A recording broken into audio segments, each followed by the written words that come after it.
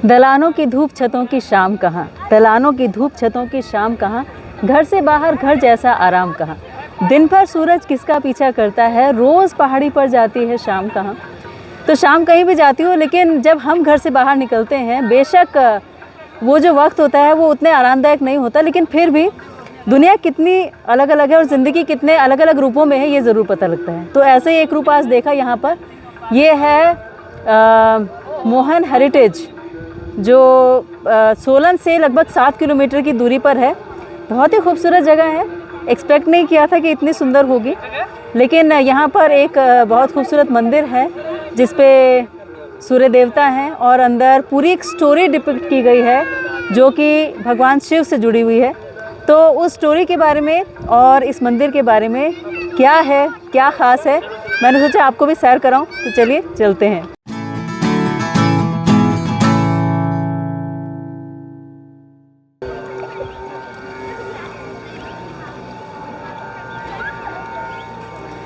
तो ये है सूर्य देव का मंदिर और यहाँ साइड में जूता घर है और ऊपर अगर आप देखें तो शिवजी और पार्वती की एक बहुत खूबसूरत प्रतिमा बनी हुई है।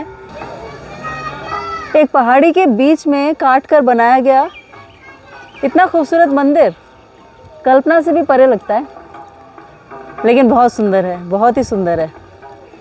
पहले जूते उतारे।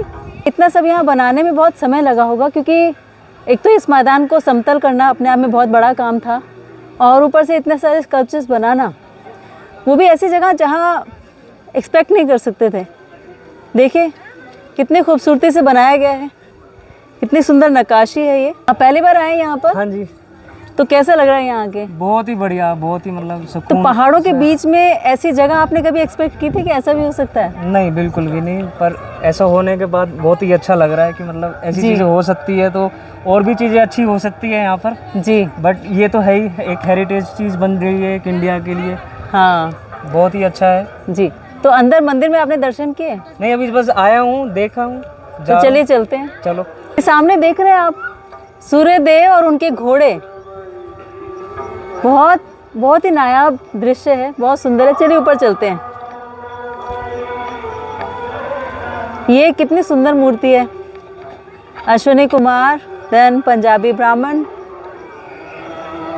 तमिल ब्राह्मण, ये उदय पंडित,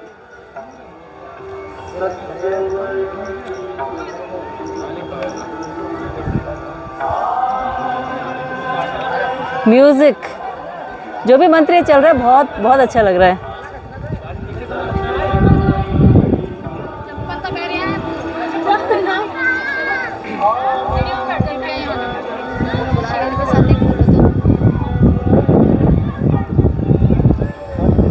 देखिए अंदर तो फोटोग्राफी वर्जित है, इसीलिए अंदर आपको नहीं ले जाऊंगी, लेकिन हाँ बताऊंगी इसके बारे में। ये द्वारपाल हैं। आप इस मंदिर से अभी अभी आए तो आपने अंदर क्या देखा? हिंदू संस्कृति का मूल आधार। मूल आधार कैसे? उसके आधार पर ही सारी हिंदू संस्कृति शुरू हुई है। तो अंदर मंदिर में क्या था? मंदिर में शुरुआत यहाँ से होती है कि कैसे शिव का विवाह होता है सती से। जी। सती राजा महाराजा प्रजापति की पुत्री थी। जी।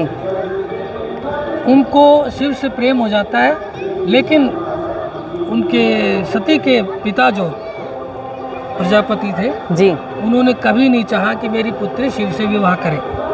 ओके। तो अंततः इन दोनों का विवाह हो जाता है। इससे प्रजापति बहुत ही रुष्ट होते हैं। जी। वो एक बहुत बड़ा अनुष्ठान या यज्ञ करते, सभी देवताओं को बुलाया जाता है, लेकिन शिव को या अपनी पुत्री को आमंत्रण नहीं दिया जाता। जी।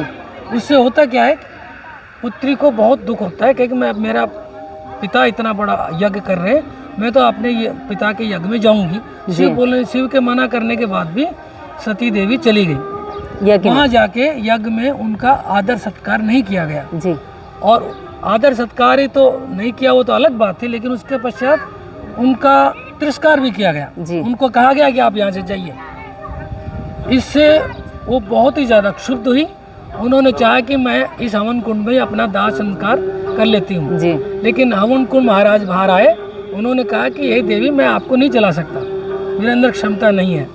तो उन्होंने अग्नि देवता को बुलाया, अग्नि देवता ने मना कर दिया, कोई भी उनको हानि नहीं पहुंचा पा रहा था। तो उन्होंने फिर अपनी शक्ति से ही अपनी इतनी अग्नि पैदा की कि खुद सती हो गई। जी उस सती होने के कारण जैसे उस सती हुई, शिव को अपने दर्शन में उनको नजर आ गई हो। अच्छा शिव ने कहा कि ये तो मेरे साथ बहुत अन्याय हुआ। तो उन्होंने अपने जटा को तोड़ के और एक किन को प्राप्त करते हैं, किन को पैदा करते हैं, भैरव को, काल भैरव को। जी काल भैरव कहा को उन्होंने जाता पैदा है, किया। जाओ और उस हवन गवन को खत्म करो, तबाह करो, जी। और जो भी सामने तुम्हारे बीच में बाधा है उसको सबको खत्म कर दो। तो काल भैरव ऐसे सबको मारते मारते मारते अंत में प्रजापति के सामने आ जाते हैं। जी प्रजापति का भी वो गला काट देते काट हैं। देते हैं। अब प्रजापति की वाइफ हाथ जोड़ के कहती है, हे देव, आप मुझे विधवा मत बनाइए, आप इनको कोई और रूप दे दीजिए, लेकिन इनको। तभी शिव ने एक बकरे का सिर उनके ऊपर लगाया। तो जो अंदर मूर्ति है वो वही मूर्ति हाँ, है। वो जी। यही है, क्योंकि मैं बहुत करता था। जी वो प्रजापति मैं बहुत करता था, मेरा ये, मैं सबका जी करता हूँ, मैं सबको चला रहा हूँ, पूरे ब्रह्मांड को मैं चला रहा हूँ। शिव ऐसा नहीं मानते थे। शिव कहते थे कि ऐसा नहीं है, तुम एक रूप हो हमारे क्रिएशन का। जी तो इस चीज़ को समझाने हेतु ये सारे के सारा मंदिर की स्वरूप दिया गया है। ओ और इन स्वरूप को देखने के लिए, प्रजापति का उस यज्ञ को देखने के लिए सभी देवी देवता, भूत, यज्ञ सब आए थे। जी तो ये उसका संपूर्ण दर्शन है। जी और ये एक उस समय भी धर्म युद्ध हुआ था, जी। जिसकी निशानी है। ये जो ऊपर आप हाँ। बता रहे हैं। जी तो आप पहली बार यहाँ पर आए? नहीं, ये मेरा दूसरा विजिट है। दूसरा विजिट है।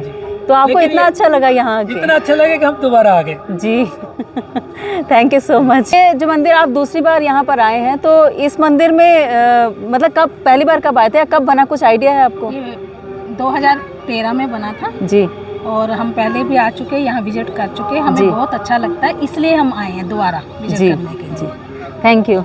एक्सक्यूज मी, या आपसे एक मिनट बात कर सकती हूँ? प्लीज।